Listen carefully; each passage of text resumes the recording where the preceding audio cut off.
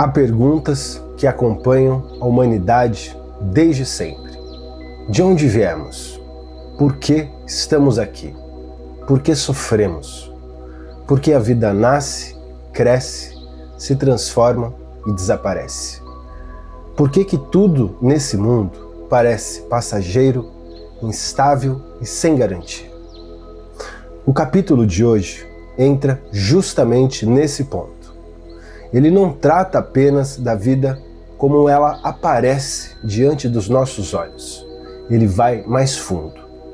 Ele procura explicar a origem da deformação, ou seja, o princípio desse mundo como ele é, dessa natureza como ela é e do ser humano como ele se tornou.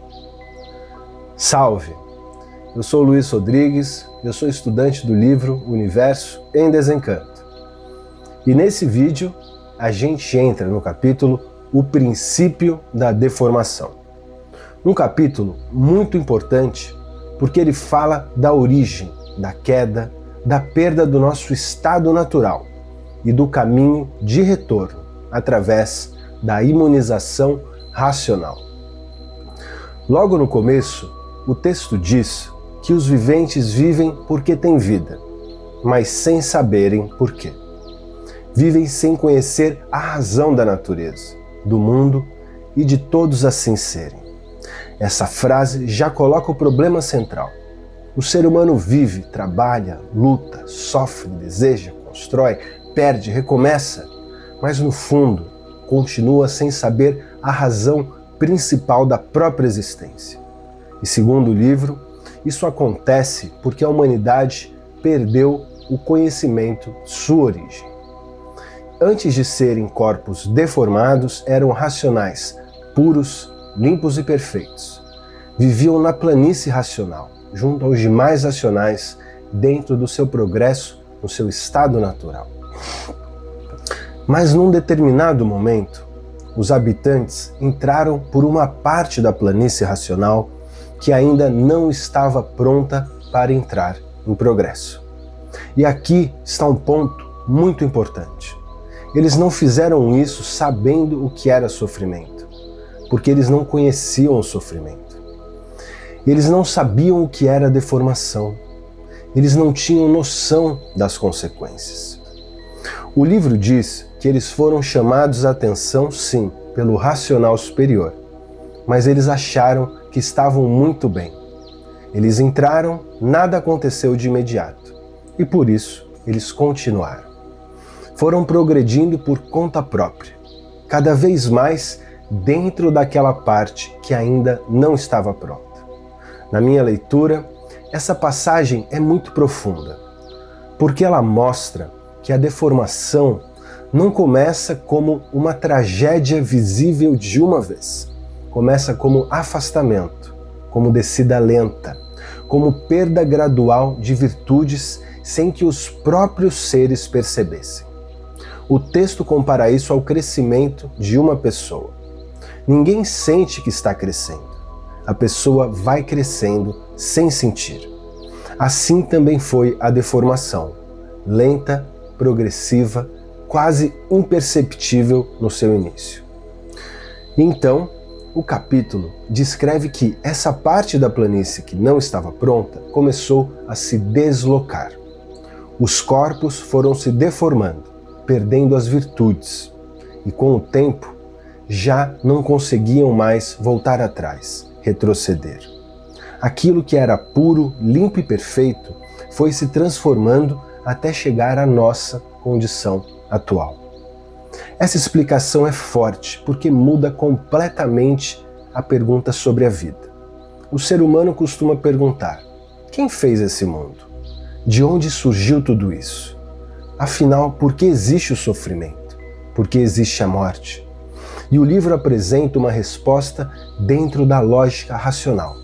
Os próprios habitantes deram origem a esse mundo deformado, ao entrarem por uma parte que não estava pronta para o progresso racional, o progresso de pureza. Depois, o capítulo entra numa descrição da formação do Sol, da Terra, da água, da Lua e das estrelas, dos vegetais e dos seres animais. E ele explica que conforme os corpos racionais iam perdendo suas virtudes, essas virtudes foram se reunindo, formando primeiro uma luz fosca, depois um foco de calor, depois uma brasa e dessa brasa o fogo. Eis a origem do Sol. E o texto diz algo muito forte. O Sol constrói, alimenta e destrói tudo aqui na deformação. Na minha leitura, essa frase mostra bem a condição da nossa vida material. O mesmo Sol que dá vida também desgasta. O mesmo calor que alimenta também consome. A natureza cria, sustenta, modifica e destrói. E por isso que o capítulo, e é por isso que ele chama a Terra de uma bicheira, produzindo bichos de todas as espécies. É uma linguagem dura, mas tem uma intenção clara: mostrar que a vida material, dentro da deformação, nasce da transformação, decomposição, instabilidade e impermanência. E aí aparece uma das ideias mais importantes do capítulo, a meu ver. Surgiram todos do nada para viverem nesse tudo aparente. Essa frase é central.